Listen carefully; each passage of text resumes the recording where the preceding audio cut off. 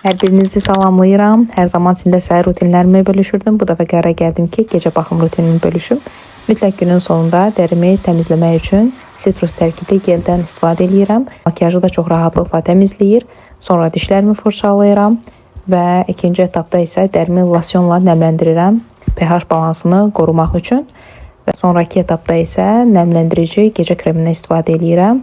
Çox gözəl bir məhsuldur. Səhər duranda da dərim bu formada işıl-ışıl olur. Növbəti addımda isə əllərimi nəmləndirirəm. İstifadə etdiyim məhsul tərkibində aloe və efir yağları olduğu üçün dərimi çox qəşəng nəmləndirir, yumşaldır və qoxusu da möhtəşəmdir. İstifadə etdiyim məhsulları aşağıda qeyd edəcəm. Saçlarımın diblərini daraqla masaj edirəm. Həftədə 3 dəfə də saç dibləri üçün serumla istifadə edirəm. Sonra dodaqlarımı nəmləndirirəm və artıq yatmağa hazıram. Və unutmayaq ki, sağlam və parlaq dərinin sirri gündəlik baxım, doğru qidalanmadır. Gecəniz xeyrə qalsın.